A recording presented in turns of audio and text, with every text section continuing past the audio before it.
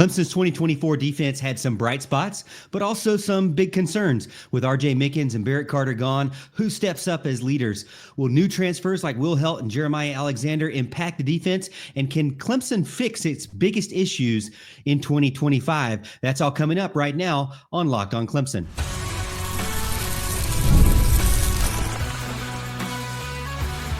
You are Locked on Clemson, your daily podcast on the Clemson Tigers. Part of the Locked On Podcast Network, your team every day. What's up, Tiger fans? Morgan Thomas here, Clemson fan, Clemson grad, host and producer of Locked on Clemson, and part-time host and producer over at 105.5 and 97.5 The Roar, the Clemson flagship station. Hopefully you listen to me over there and also here as well. Thank you so much for making Locked on Clemson your first listen every day. We're part of the Locked on Podcast Network, your team every day. And if you're new to the show, be sure to hit that like and subscribe button and also that notification bell over on YouTube so you can never miss an episode. And don't forget to follow me over on X at the Morgan T Show, where I talk all things Clemson athletics and sports all the freaking time. Today's show is brought to you by FanDuel. Right now, new FanDuel customers can get $150 in bonus bets if your first $5 bet wins. That's FanDuel.com. All right, on today's show, we're going to look at Clemson's highest graded defenders per PFF and kind of see how they landed out and see if we agree or disagree. Also, we're going to look and see what Clemson did overall and how they did overall in the grades and who was the best players, what were some trends we saw for this past season, and also who can maybe fill the gaps and how we can Clemson can address some of the challenges that they had from 2024 in 2025. I'm excited to get into it and talk about Clemson football and talk about Clemson defense, because obviously that's the big news of the offseason. Tom Allen is now the defensive coordinator for Clemson's defense. So I think it's a big change. And I love Clemson. I love the program. I love following them, the brand, the fans. I mean, Clemson is an elite program in college football. But let's be honest, the defense was not what we were used to from previous years under Dabo Swinney and Brent Venables, and wasn't really what Clemson has been used to even before Dabo Swinney, because Clemson's really always been a team, in my opinion, that has been pretty dominant on the line of scrimmage on the defensive side of the ball. Maybe they had a lot of other flaws over the years, but the one thing's for sure, they were going to have some powerhouse defensive linemen, and they were not going to let you bully ball them around. In 2024, though, there were some definite problems. Now, there were flashes of dominance with players like TJ Parker. We'll talk about him for sure. Avieon Terrell, we'll also talk about how great he did as well. Locking down their side of the field, Peter Woods, can't forget the wrecking ball that he was. But there were also big concerns. And what those big concerns, I mean, are Clemson finishing 69th in total defense. Now, maybe you like that number, but you don't want to be ranked that in total defense. Missed tackles were also an issue all year, and massive chunk plays in the run game, absolutely brutal. And we've got to talk about it. And that's what I wanted to bring up today is, where does Clemson first stand with the highest graded defenders from PFF's grades? They evaluate every play, every game to try to give us a better picture of what Clemson's defense was from last season. Again, 69th nationally in total defense, allowing 374.1 yards per game, which just seems kind of crazy. That's a very high amount, close to 400 yards per game allowed for the Clemson Tigers. Some players were dominant, others struggled. Now, what are some of the players? 5 things that we want to look at and players that we know were dominant or did well. TJ Parker was graded as the best defensive lineman for Clemson, an 87.4 overall grade, an 85.0 pass rush grade, led the team with QB pressures and sacks. And really, he had a quiet, successful year. He had really one of those NFL type, high draft pick type years, but nobody really talked about him that much. Led the team in sacks, led the team in QB pressures, was in the backfield a ton. But in a lot of ways, he also had to do a lot on his own because it was kind of one-sided. And the other side of the edge of the defense was really kind of a mixed bag in what they were going to do. Now, the guy that helped him out the most, which was really playing out of position, was Peter Woods. And he took a big step, in my opinion, continuing to show his dominance and be the force on the interior defensive line, an 83.3 overall grade, 81.3 run defense. So Peter Woods is going to be the brick wall. He's going to be the concrete wall, or maybe even you could say the diamond wall, because he's not going to break down at all. But last season, there was kind of a flip-flop between, was he going to play defensive end? Was he going to play defensive interior? And really, the challenges there kind of forced their way into multiple areas of the Clemson defense, even on field goals, as we know, and being able to block. They didn't know what they were going to do with certain players out there, so they had to bring Peter Woods in there. So Peter Woods really was a known star coming into it, and he's lived up to that. TJ Parker has also lived up to what we expected from him. Another guy that graded out really well was Avieon Terrell. And, you know, his brother, AJ Terrell, was a huge star for Clemson in the national championship runs that they had in the NFL with the Falcons now. 90.7 coverage grade, and just allowed, according to PFF, 108 total yards in coverage allowed. So really just one football field worth of yards allowed for an entire season.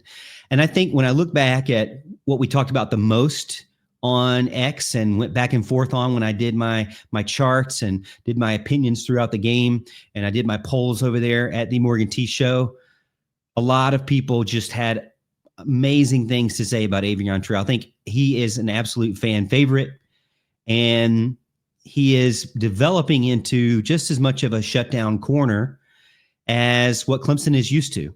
Clemson's always used to having one cornerback, at least in the Dabo Swinney era, one quarterback who is kind of a lockdown, shutdown corner. And Avieon Terrell is stepping up into that. A lot of people were skeptical. He doesn't have the same size as his older brother. But, you know, me being a youth coach myself, not in football, but I see it when it comes to younger brothers and younger sisters. They definitely have a chip on their shoulder and can play with a higher, you know, I don't know, I wouldn't want to say motivational factor, but it seems like they do have that. So it's pretty cool to see what Avieon Terrell is doing. I hope that he can continue that now in his third season. Crazy to say, third season. But you've got limited time with these guys on the defense. And I think you do have players that can help you get to the next level in your goals, not just make the playoffs and lose in the first round, but go deep into the playoffs.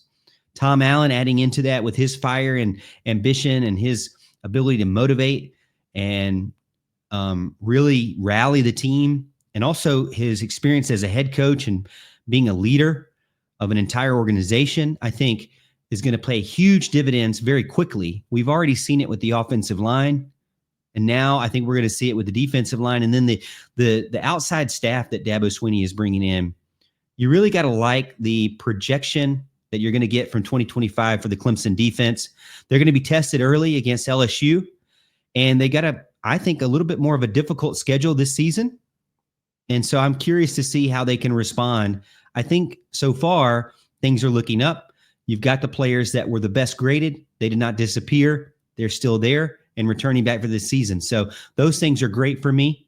Now, a few other things that I wanted to mention before we move on to some more things about the defense. Really, this is a whole show about the defense, so I'm saying moving on, but we're going to talk about the whole defense the whole time. But missed tackles and run defense were obviously a huge problem for Clemson in 2024.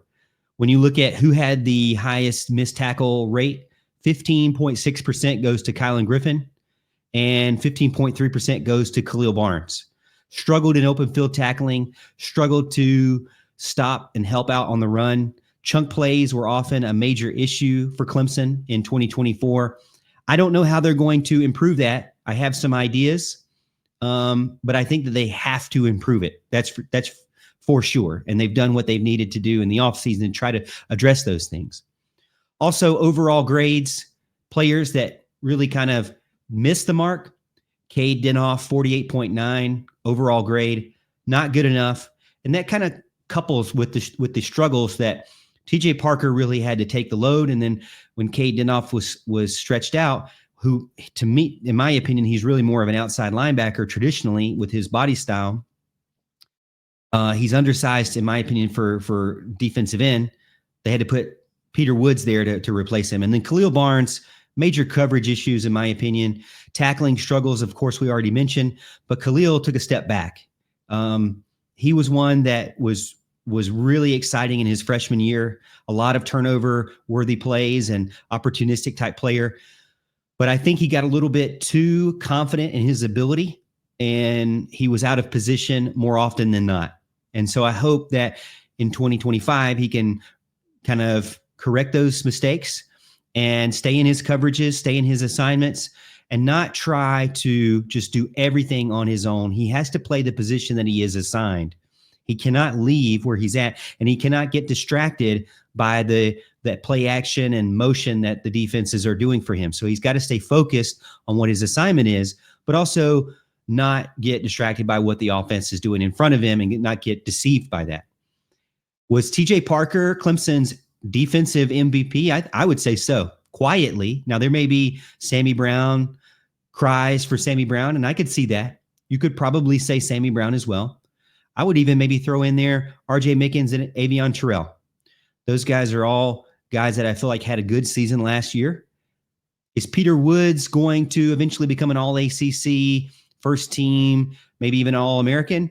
I think he's continued to be more consistent. And I think with the changes being made, we'll talk about in the next segment, I think that Peter Woods going back to the defensive interior is really going to do him a great service for sure in 2025. All right, so coming up next, we're going to talk about what the PFF grades say about Clemson's defense overall and a few other thoughts that I have about going into 2025 and how Clemson is going to address those. Attention, Locked On Clemson fans. The future of college sports is here, and it's transparent. Before the Roy app, NIL negotiations often happened under the table, and fans didn't have a clear way to directly support the athletes that they love. Now with Roy, you get to be a part of the change and support Clemson athletes in the most transparent way possible.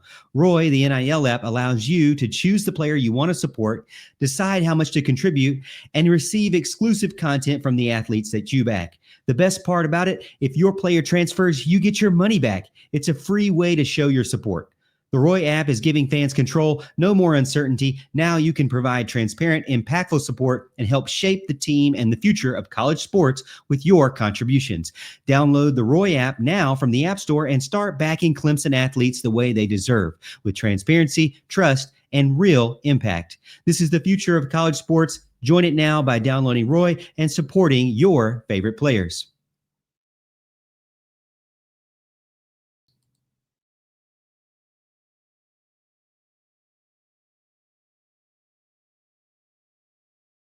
Now that we've covered some of the key players or top players, and if you missed it, you shouldn't have missed it, but we'll recap it here. TJ Parker, Peter Woods, Avieon Terrell, R.J. Mickens, those are guys I had on my list that I had really high. Guys that I didn't have on my list really high, Kylan Griffin, Khalil Barnes, and Cade Dinoff. But I'm not saying that they're dead to me. They have not reached that level. Now, you know, when I put you on the dead to me list, you do not come off of it. Jim Harbaugh, you were always on the dead to me list. However, these guys are definitely not on that list. I'm looking forward to what they can do in 2025, and I think that they can make strides to make improvements. So going back to what we originally started off with, Clemson was ranked 69th in total defense. It's not acceptable. Clemson's defense should never be, what would you say, bottom or, middle of the pack or below the pack. I think they should be top 25 every single season, maybe even top 10. Dabo Swinney has done too much. He's recruited too well. He's had too much of a pipeline into the NFL to be falling to 69th in total defense. That is absolutely unacceptable, and that's why Wes Goodwin is no longer coaching the defense. Tackling got worse and worse as Wes Goodwin was the defensive coordinator, and the run defense has gotten worse. And I'm going to say something that may be kind of controversial. But the jury's still out on Nick Eason. Now, I know everybody loves him. I know he's a motivational guy. I know that he's a former player.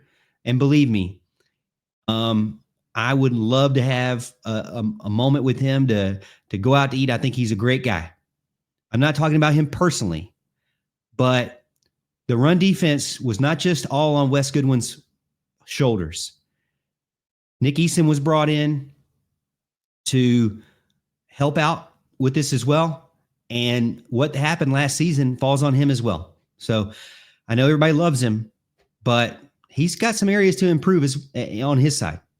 So some areas were strong, though, but inconsistent throughout the season. So where's the areas that Clemson was the strongest? I think I did really like Clemson's secondary. I think they were solid. They weren't perfect all the time, but I like the combo of Terrell and Mickens. I think both of them were elite this past season.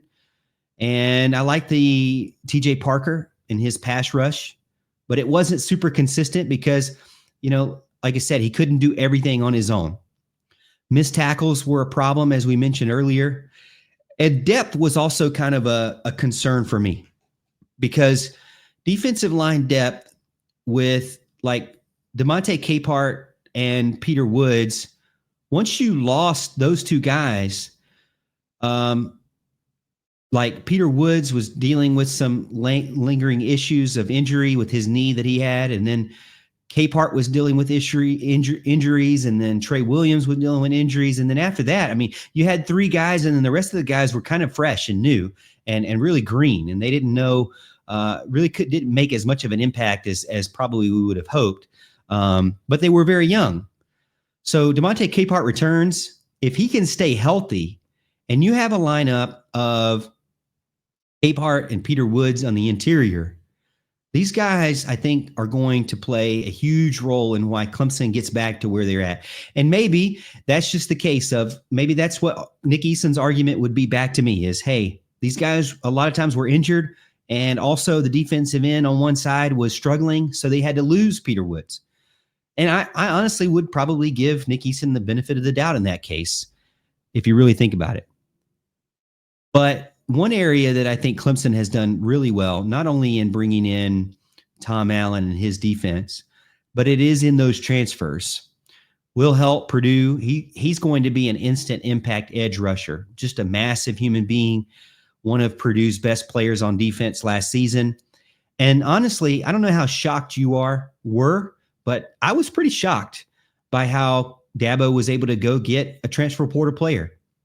I was shocked by Tristan Smith. I think really everyone was. Remember when that was announced? I mean, all those insiders that we love to give a lot of props to, did they have any articles about Tristan Smith leading up to it? It's pretty crazy how close to the vest that was held up until the time that he announced. Nobody knew anything about Tristan Smith, the wide receiver. And then Will Heldt as well. It seemed like he was a little bit more public because he came on a official visit that everybody knew about. And there was a little bit of a concern because is he going to go to another team like maybe a Notre Dame or an LSU or a Texas A&M? Can Clemson even compete with any of those teams and their money that they have? And after it was all said and done, Clemson came out on top with that.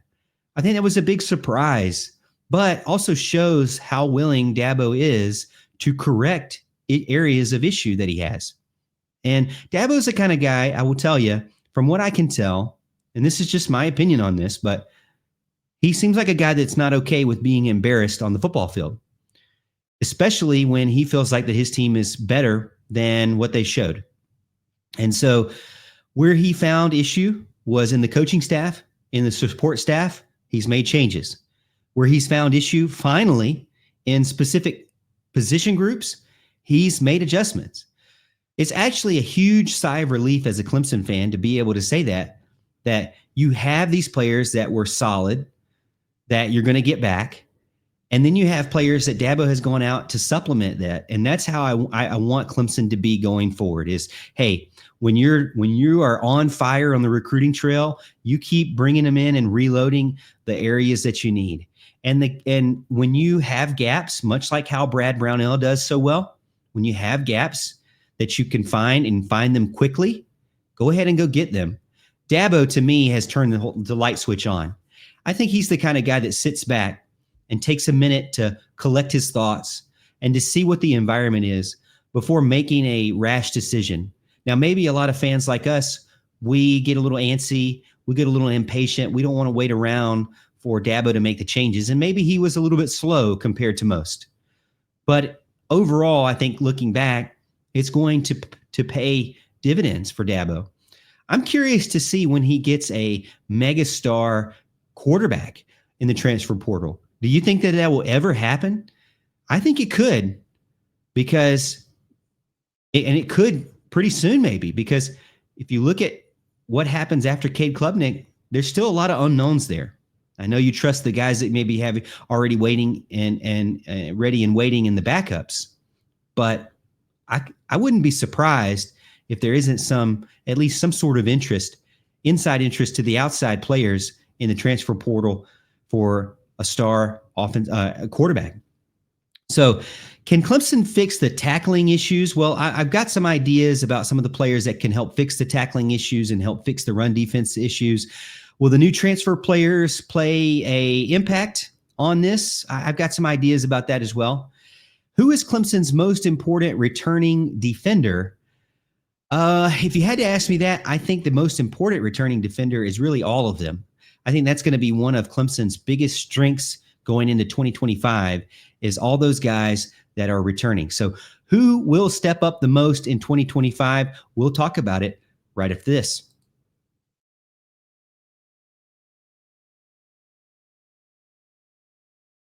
All right, we know that R.J. Mickens and Barrett Carter are gone. So who's going to fill the leadership void on the defense? So the situation, Clemson has a few veterans that they've lost, but still has a lot of returning guys. I think that's going to be a great thing for them. And they've got a few brand new faces and transfer portal guys that I think are going to play a big role in 2025.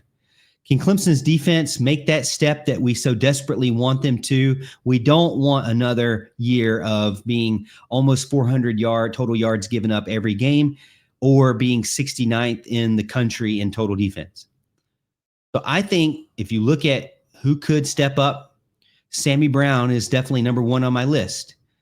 I know that I mentioned earlier that you could probably argue that he was the most talented guy or the MVP of the defense last season, and maybe so. Unfortunately, Wes Goodwin made crazy decisions during games where he took him out of the game for prolonged periods. Sammy Brown is a tackling machine. He is a ball hawk, as they say. He is going to be in on every single play where it matters and who it matters. So he is your next up main starter at linebacker. Will he be the middle linebacker? I'm assuming so, but he is a true five-star talent. He has great speed. He played both ways in high school. We know this. It was linebacker and running back. And not only could he chase you down and tackle you, but he could blow by you on offense. I honestly, when Phil Maffa was getting injured, or when he was dealing with injury, I honestly said many times that Sammy Brown should get a shot at running back.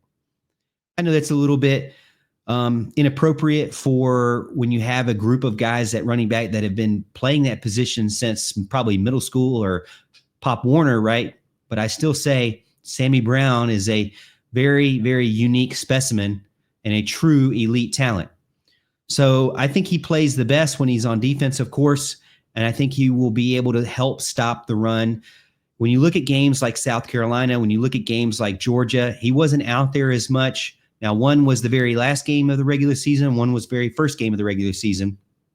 And so I'm hoping for more consistency of Sammy Brown being on the field, for all the downs, every single down. I want more. I think that I do still have a lot of hope and, I guess, feeling that Kylan Griffin, number 18, is going to prove that he is ready. He had some flashes there. I think that Khalil Barnes can kind of reset. I hope he does. He's a very smart kid. He's a very good guy. And I think that he's a great teammate for Clemson. And he's a good player when he stays disciplined. So I think both Griffin and Barnes have to come off that kind of sophomore slump and say, hey, you know what? We were great as freshmen, maybe not so great graded out as sophomores. So now it's time to kind of reset and figure out what we can do to improve. You add those two things with Will Heldt, as I mentioned. I think he's going to be a game changer at the defensive end position for Clemson and is going to allow TJ Parker to really expand his role and to be even more dominant. In my opinion, what you will see is TJ Parker become a guy who is not quietly leading the team in sacks. He is going to very loudly lead the team in sacks and pressures in the quarterback, and maybe even will feed off of that, and they will compete with each other. I would love to have those two guys be competing with each other and reminisce the days of the old Power Ranger guys and the group of guys that were so dominant, that were multiple first-round draft picks and still in the NFL today, and some of the best guys in the NFL and all Pro Bowl type level guys. Man, isn't it crazy that Clemson actually had that many Pro Bowl level guys and NFL ready guys on the defensive line all at once? This could be one of those years where you have it again. If you look at across the board, Will Heldt, DeMonte Capehart, Peter Woods, and TJ Parker, is that not a group of guys that you would count as an NFL level talent from left to right? I think so. And I'm excited to see what can happen. I think that alone in itself will be able to shut down some of these concerns from the run defense, and we'll be able to solidify that Clemson can be back in the dominant level and the elite level of pass rush and run stopping defense, and get out of that bad total defense mark that they had in 2025. The big thing, again, is going to be injuries. I do think Clemson has some depth, but, they still need to stay healthy throughout the entire season. I think every team has that kind of desire, and you never know what's going to happen. And I would say, I think Avieon Terrell on the secondary is going to lead the team. He was a fan favorite last season. Can he take another step to be a shutdown corner and possibly get himself into higher ranks in the NFL draft, future NFL draft terms? I think so. I would like to see him play for 4 years, and I think he probably will. But he could be one of those next top CB1s that get into a high draft pick towards his senior season. Who do you think? I'm curious to get your opinion on it. If you're over on YouTube, make sure you hit the comments and let me know. As you know, if you have been getting in the comments, I always reply back. So I'm here for you.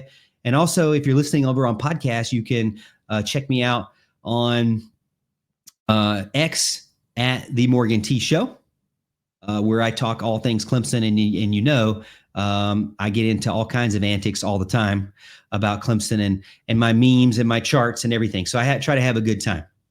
But I appreciate everybody getting in. That's it for the show today. Hopefully you enjoyed it. I wanted to take a deep dive into Clemson's defense and specifically see kind of what those analysts think about on PFF and what those graders think. And I'm also curious to think if you give any kind of credit to any of these graders. I don't really know their process. I know they try to look at every single play, but it's kind of hard for me to believe that they look at every single play, considering the amount of games that get played and how quickly they turn these around. I don't know what kind of staff they have, but man, it seems like they probably have a pretty extensive staff. And if they don't, then that's where my big question would be. All right, that does it for me today. Thank you so much for being a part of the show. Hope you enjoyed our deep dive onto the Clemson defense and their grades from PFF. Thank you so much for making Locked On Clemson your first listen today. For your second listen, check out the Locked On College Basketball podcast with Isaac Schott and Andy Patton. Don't wait for March to be the most informed college basketball fan right now. Find Locked On College Basketball on YouTube or wherever you listen to podcasts.